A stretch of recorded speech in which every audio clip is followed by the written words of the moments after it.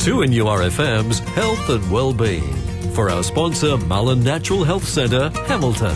At 12:12, it is time to speak to Mr. Peter Mullen as he... What are you doing there, mate? Just fixing up my microphone. Today we are talking about, well, it's probably one of those things that we all have in our cupboard, a bottle of apple cider vinegar. And it is one of it is what I call a superfood. It's got so many uses. Simple, it's cheap, and that's a big point with natural health is it doesn't have to cost you the earth. And one of the most effective foods for improving your gut. Well, just talking a little off air about the fantastic, uses of apple cider. It can be used pretty much for anything when it comes to like cleaning, but the gut, I suppose it's an inexpensive way, in a way, isn't it, to improve your gut? Well, look, it's been around. Vinegar is said to have been discovered around 5000 BC. So, it's been around for a long time, originally used as a food preservative. So, part of the process in those days was putting things in vinegar to make them last. So it's antibacterial, obviously. Vinegar's medicinal uses soon came to light. Hippocrates supposedly used vinegar to manage wounds, while medical practitioners in the 1700s used it to treat, everything from poison ivy and croup to stomach aches. So, and even used to treat diabetes, which we'll get to a little bit further on. But one of the ways that why I'm such a big fan of apple cider vinegar is that as we get older, our stomach, at 50, it's normal to have half the stomach acid you had when you were 20. So as we get older, we need to eat less food and more easy to digest food. And we do want a good acid response in our stomach because that's what helps to break down our proteins.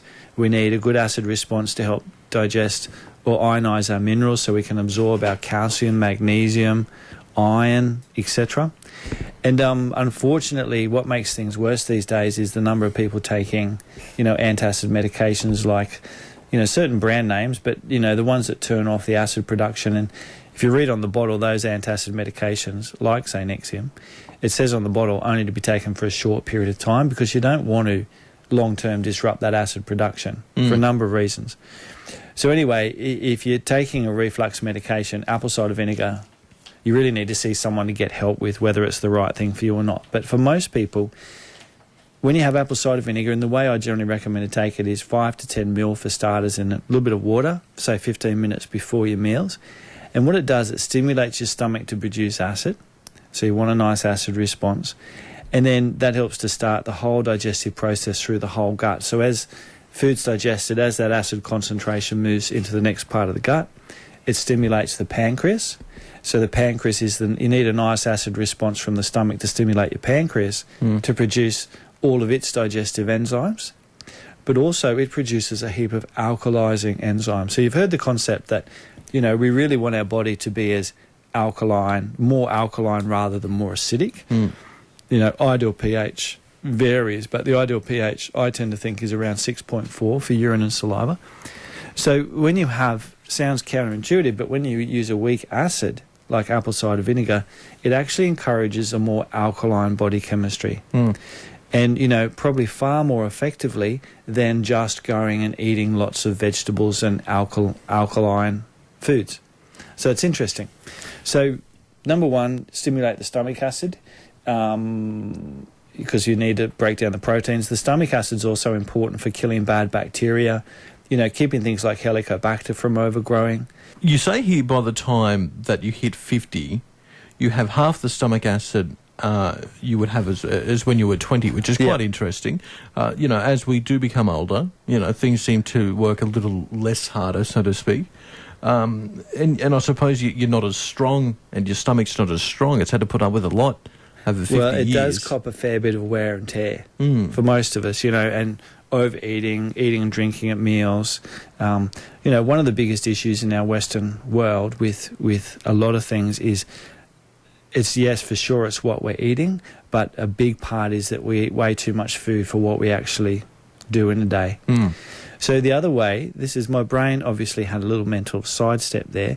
The other way that apple cider vinegar is really important from a gut point of view is it encourages or feeds the good bacteria. So acetic acid in apple cider vinegar encourages and feeds your good bacteria in your large bowel. So, as well as helping to stimulate your whole digestive function, it's really looking to encourage a really healthy gut microbiome, which we've discussed before, is linked to so many more and more health conditions these days. What are some of the other, health benefits and some of the other usages that we can use apple cider vinegar for? Well, because it's been around for 6,000 years, people have used it for a wide range of things. And as he's having a good morning this morning, I'll put that pen down, stop playing with it. As with a lot of natural products, there's not a lot of research behind apple cider vinegar because, there's no money to be made in it, and really, people aren't going to invest money unless they can make something out of it. So, but there has been a couple of studies done around diabetes, and people with insulin resistance, taking apple cider has helped to improve their insulin sensitivity, so it takes less insulin. So it's useful for diabetics, but also for pre-diabetes as well. And in one study, they found taking 2 tablespoons, which is a fair whack of apple cider vinegar before bed, significantly reduced your morning glucose levels. So it's kind of exciting, and there's various reasons why that happens. Heart health. One study showed that vinegar could lower cholesterol in lab rats. So that's good if you're a rat and you've got cholesterol issues. But it's also been found to decrease triglyceride and VLDL. And VLDLs are the very low density lipoproteins, or one of the bad fractions of fat, of cholesterol. And it may actually help to reduce the oxidation of cholesterol, which is why cholesterol can be problematic for us. Weight loss, increasing satiety and reducing appetite, helping to feel full longer. And also, too, there's that recent stuff that's come out about the quality of our gut bugs. The certain gut bugs will increase someone's tendency towards overeating and becoming overweight. So it works a couple of ways.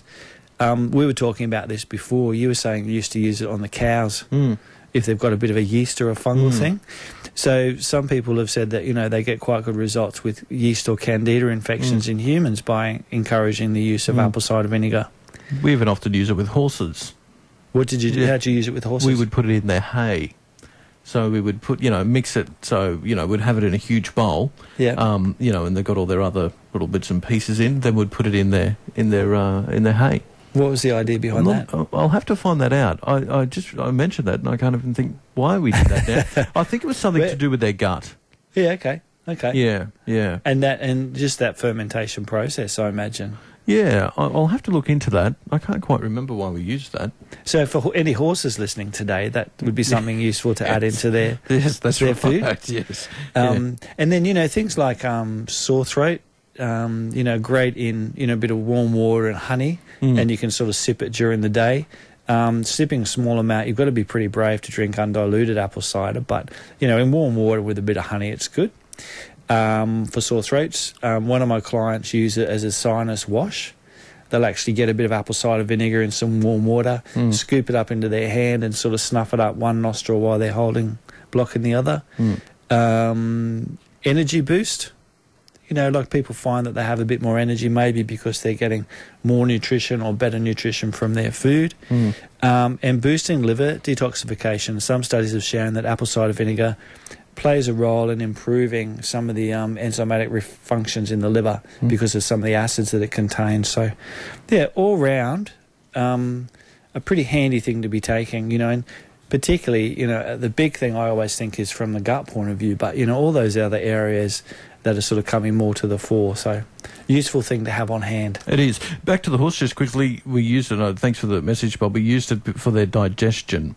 Apparently it's to, acidify their stomach and blah, blah, blah. Oh, that's interesting, isn't it? Yeah, so they use it. So it's interesting, apple cider vinegar. I suppose when you look at it, you just think, oh, yeah, it's a bottle that we use here and there, but it's actually quite a powerful tool to have in the kitchen, isn't it? Yeah, and look, another great use for it while we're talking about that. Previously, we've talked on this show about, ideally trying to eat as much organically grown fruit and veg as possible.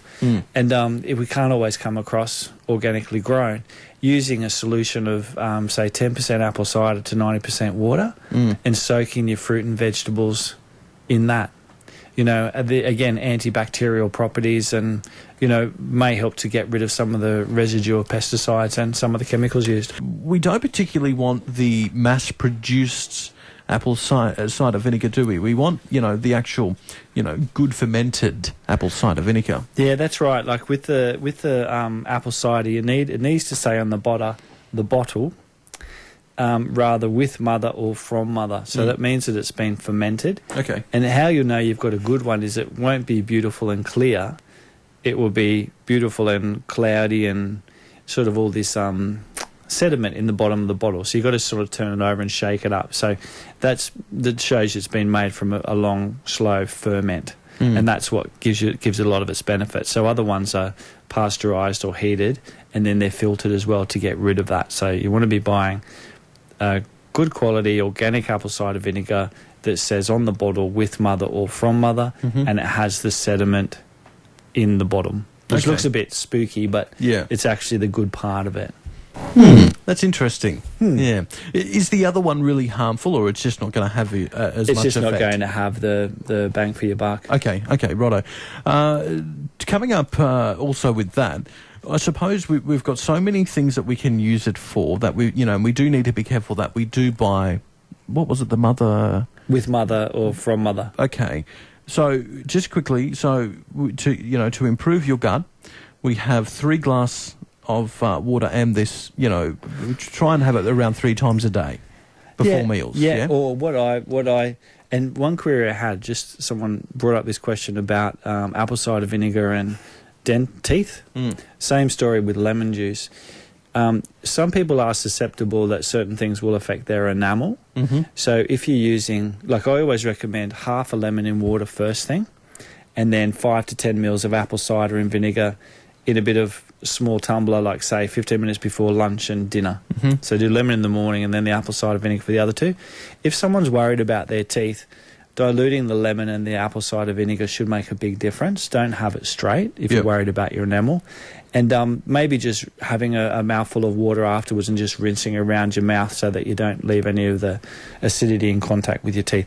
For most people, because you've diluted it, it should be fine. But, if there is any concerns. And the other great thing you can use apple cider vinegar for is like in your salad dressings as well. That's what I do. I like apple cider vinegar. Yeah, okay. What do you put in a salad dressing? What do you make up? Well, no, I just have it straight. Oh, just apple cider? Yeah, I love it. Okay. Yeah, I love it. Maybe a bit weird, but... Yeah, that's very brave. We'd have it with some lemon juice and sometimes a bit of like natural organic honey from the farmers markets or somewhere. It's funny, my mother always says to me, "What's that?" That's my apple cider vinegar on the salad. Yeah, I love it. It's good stuff. Okay, well, thank you very much for your time today. There we go. We've given you a few reasons why you shouldn't just leave apple cider vinegar in the pantry. Coming up next week, we'll talk about brain fog. Yeah, it's a really common. It's not a medically diagnosed condition, but it is a symptom that a lot of my patients present with. And it's basically feeling really extremely fatigued in the head, not able to think clearly, not able to concentrate, trouble remembering. But it's particularly that fatigue or that foggy feeling where you're shaking your head because you can't clear that fog. Okay. All right. And don't forget, you've got a gut talk coming up on the 11th of April, yeah? Yeah, it's a great talk. It's a free talk for anyone wanting to attend. And a couple of our girls are going to be doing a fermenting demo as part of the talk, and they'll actually make out the front just to show people how easy it is, because we're big on promoting fermented foods for gut health. They're going to make a sauerkraut, cashew and coconut yogurt that they'll make out the front, and I think some kefir water as well. So it's it's amazing how easy it is to make those things. The girls will actually make that in front of people, and then give everybody a taste, hopefully. Very nice indeed. That's the plan. Yes, very nice. All right, thanks so much for your time today. We'll talk to you again next week. Don't forget, next week we'll talk about brain fog. That has been Health and Wellbeing for our sponsor, Mullen Natural Health Centre.